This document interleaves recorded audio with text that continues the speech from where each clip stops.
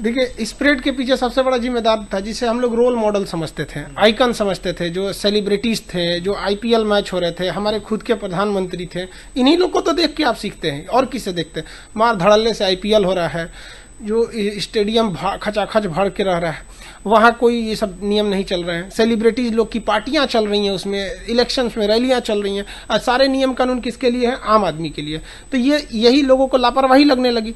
और जो first phase था कोरोना का, उसमें डेथ रेट कम था, तो लोगों ने मजाक में ले लिया कि उसका डेथ रेट कम है। जबकि अगर आप इतिहास से देखिएगा तो स्पेनिश फ्लू के भी 3 फेजेस थे।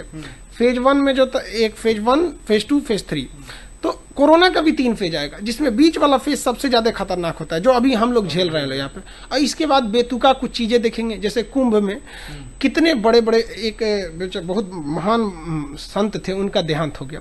देखिए, इसमें अगर आप देखेंगे कि धार्मिक चीजें होती हैं, वो किसी जगह की बंदिश की मोहताज नहीं होती। हम यहाँ से भगवान को याद करेंगे, वो यहाँ से सुनेंगे। कोई जरूरी नहीं है कि इस महामारी के दौर में हम भीड़ लगाए ही। उस पे से जो मुख्यमंत्री लोगों का उटपटांग बयान आता है कि खुले में कोरोना नहीं फैलता, तो सड़कों पर लॉकडाउन लगाने की क्या जरूरत है? भारत की कौन सी सड़कें हैं जो ढकी हुई हैं? सारी सड़कें खुली हुई हैं। तो ये बेतुका जो बयानबाजी हो गई, तो लोगों ने इसको मजाक में ले लिया, जिसका नतीजा आज हम लोग 2 लाख के ज्यादा क्रॉस कर गए। देखिए, देश में ना, इस देश को बर्बाद करने के लिए 3-4 चीज बहुत ज्यादा है। देश में कभी भी राजनीतिक पार्टी, धर्म, ये 2 ऐसे चीज है जिसपे समाज लड़ जाता है, और ये दोनों कभी किसी के काम नहीं आते, या कभी नहीं काम आएंगे। इसलिए ये नॉर्मल चीजें रहनी चाहिए। ये जो धार्मिक चीजें हैं, इसको अपने आराधना की चीजें हैं, सच्चे दिल से याद करिए, बस यही है। तो हम लोग का हॉस्पिटल, आप देखिए, आप सही बोले कि हम हॉस्पिटल के लिए लड़े क्या थे। इसी का नतीजा है कि आज हॉस्पिटल में ऑक्सीजन का जितना जरूरत है, उससे 8 गुना ज्यादा, 7 गुना ज्यादा डिमांड है ऑक्सीजन का। अब वो ऑक्सीजन कहाँ से आएगा? किसी को इसका कोई पता ही नहीं चल रहा है। आज मरीज जो आप कह रहे हैं डेथ रेट ज्यादा है, वो डेथ रेट हमारी लापरवाही की वजह से ज्यादा है कि ऑक्सीजन ही नहीं है। तो जो मरीज को आप बचा सकते थे, उन्हें तो ऑक्सीजन की वजह से मर गए बेचारे, एम्बुलेंस में मरे हुए हैं वो लोग। तो इसके लिए हम जिम्मेदार हैं। हम लोग हॉस्पिटल पे उतना वर्क ही नहीं किया। हमारे पास स्ट्रेटजी भी तो नहीं है, हम दूसरे को देख देख के करते हैं। हम लोग के लोगों को लगता है कि नहीं, इंडिया की स्ट्रेटजी है। ब्रिटेन ने किस तरह से किया? हम लोग ने लॉकडाउन लगा, पूरे इंडिया में लॉकडाउन लगा दिया। ये कोई मतलब थोड़ी बनता है। ब्रिटेन ने कैसे काबू किया? उसने क्या किया कि अपने एरिया में उसने पहचान किया, जहां 10-12 मरीज मिल रहे हैं एरिया को, उसे कंटोनमेंट जो घोषित करके वहां पर 100% लॉकडाउन कर दे रहा है। पूरे सिटी को प्रॉब्लम नहीं हो रहा है, बस वो एरिया कंटोनमेंट जोन में वहां कर दे रहा है। अब यहाँ पे आप देखिए, हम लोग गरीबी, हम लोग कोई बहुत अमीर देश में नहीं आते हैं। कोरोना में मिडिल क्लास की तो कोई पूछ ही नहीं रहा है। गरीब को तो लोग दिखा भी रहे हैं, मिडिल क्लास को तो मीडिया भी नहीं पूछ रहा है। वो बेचारा इतना पीस रहा है कि अपनी घाटे की भरपाई करने में उसे 10 साल लगेंगे। तो हम लोग के पास कोई एक बहुत बड़ा प्लान नहीं है। और इसके पीछे एक और रीजन है कि हम लोग इसके लिए तैयार भी नहीं थे।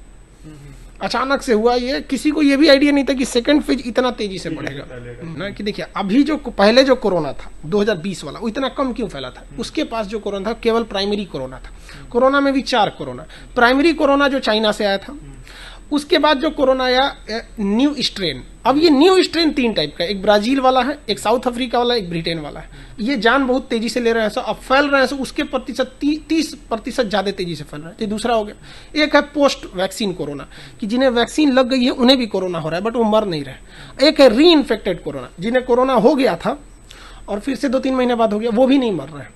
तो ये 3-4 टाइप का, और सब में अलग अलग प्रिकॉशन लेना है। लेकिन दिक्कत क्या है पता है? सब जाके एडमिट हो जा रहे हैं। ये स्पेशलाइज नहीं हो पा रहा। जैसे जिनको पोस्ट वैक्सीन कोरोना है, उनका डेथ की संभावना ना बराबर है। री इन्फेक्टेड है, उनके लिए डेथ की संभावना ना बराबर है।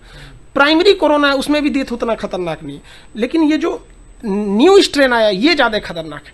तो एक यही पता नहीं चल पा रहा है हमको क्या है कि जैसे अलग अलग लोगों को मारने के लिए अलग अलग हथियार की जरूरत है ना। जो न्यू स्ट्रेन है, उसके लिए वेंटिलेटर को हमें स्टोर करके रखना है। तो इतना तेजी से ये हो गया कि स्ट्रेटजी बनाने का भी टाइम नहीं मिला। एक आदमी अगर न्यू स्ट्रेन लेके आया दिल्ली में, तो फैलाने के लिए एक मोहल्ला के लिए काफी है वहाँ पे। तो ये चेन नहीं समझ में आ पा रहा है। और सबसे बड़ा एक और चीज देखिएगा ना, आप लोगों को भी देखिए, गवर्नमेंट को भी देखिए, कोरोना से लड़ने के लिए अब वो जुनून ही नहीं रहा लोगों में। पहले हमें याद है कि अप्रैल मई की बात बता रहे हैं, लोग 4 किलोमीटर पैदल चले जाते थे कभी, लेकिन किसी ऑटो में नहीं बैठते थे अगर लोग उसमें बैठा हुआ है तो, डर के मारे। लेकिन आज कोई डर नहीं है कोरोना का। मतलब लापरवाही भी बड़ा कारण हो सकते हैं। यही तो सबसे बड़ा कारण हो गया, लापरवाही। उसके बाद से ना मिथ भी देखिए, लोग कह रहे हैं कि हम वैक्सीन नहीं लगवाएंगे, ये फालतू है, इसमें गवर्नमेंट की चाल। अरे भाई साहब, इसमें क्या गवर्नमेंट की चाल हो सकती है? मतलब खुद सोचिए कि ये कितनी अजीब मानसिकता के लोग हैं, करें गवर्नमेंट की चाल है।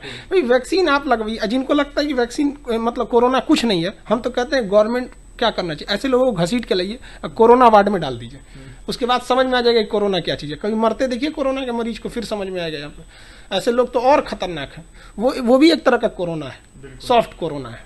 देखिए वैक्सीन जो है ना बहुत कारगर साबित हुई है, और ये 45 साल के एज के लोगों को लग चुकी है। अब अगर अभी हालिया डाटा देखिएगा ना, तो वैक्सीन अभी कोरोना किससे अटैक कर रहा है। देखिए जो 20 साल से कम के एज के हैं, उनके अंदर एंटीबॉडी खुद ही इतना ज़्यादा है कि उनको लिए वो खुद ही वैक्सीन है अपने आप में, तो उनको हो नहीं रहा है। 45 के ऊपर वालों को आपने वैक्सीनेशन कर दिया। अब पकड़ किसको रहा है, 20 से 40 वालों को, जो जिसमें हमारा मेन इंडिया का मेन पावर है। तो अभी सबसे ज़्यादा इफेक्टेड यही हो रहे हैं वैक्सीनेशन को। अब वैक्सीनेशन प्रोग्राम इतना तेज करना चाहिए गवर्नमेंट को, तो हम लोग विदेश को बांट रहे हैं। बिल्कुल। देखिए हम ये नहीं कह रहे हैं कि मत दीजिए, लेकिन अपना हाथ जलाकर दूसरे को बचाना ये समझदारी नहीं होती है। एक और चीज, इसमें प्राइवेट कंपनियों को भी आगे लाना चाहिए वो वैक्सीन के लिए। जैसे मेरे पास है, हम अपने विद्यार्थियों को सक्षम है वैक्सीन लगवाने के लिए। अगर गवर्नमेंट हमें कह दे कि खान सर आप हमें इतना पैसा दीजिए, हम आपको इतने वैक्सीन दे देंगे, तो हमारी जितनी औकात है हम उतनी वैक्सीन खरीद लेंगे। कम से कम अपने स्टूडेंट को तो लगवाएंगे ना, जो हमारे जान पहचान में, वहां तक तो करा सकते हैं। ऐसे बहुत से लोग, ऐसा नहीं, आप भी कम से कम अपने सर्किल में 100-150 लोग को आप खुद अपने पैसे से लगवा सकते हैं। तो हम हर चीज गवर्नमेंट में नहीं फेंक सकते।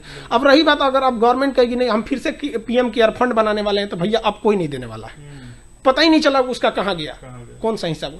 तो इसमें वैक्सीनेशन को कितना तेज कर सकते हैं, ये टोटल इसी पर डिपेंड करता है और कुछ नहीं। अब जितना तेज से वैक्सीनेशन करना है उतनी तेजी से कीजिए। शिक्षण संस्थानों को इतना लॉस हुआ है जिसका कोई हद नहीं। टीचर सुसाइड करने पे जा रहा है। देखिए जो ऑनलाइन थे उनके लिए तो दिक्कत नहीं है, बट बताइए जो होम ट्यूशन पढ़ाते थे, जो स्कूलों में पढ़ाते थे, उनका तो हाल लेने वाला कोई है नहीं। और टीचर को एक मर्यादा है, वो बेचारा रो भी नहीं सकता है सबके सामने। भागलपुर में, झारखंड में कई टीचर ने सुसाइड कर लिया यहाँ पे। तो इन लोग के बारे में तो कोई सोच ही नहीं रहा है। गलत बात है ये सब चीज़ें वहाँ पर। जबकि शिक्षा, देखिए होता क्या है कि बारात में अगर आप 10 आदमी को खाना लगा, पूरे लाइन लगा दिए हैं यहाँ पे, आप किसी को खाना मत दीजिए, कोई नहीं बोलेगा। लेकिन 10 आदमी को बैठा के एक को खाना दे दीजिए तो बाकी 9 वाला चिल्लाने लगेगा। यही हो रहा है यहाँ पर। सब चीज़ बंद है लेकिन इलेक्शन खुला है तो बाकी लोग तो चिल्लाएंगे ही ना। ये हो रहा है भारत में।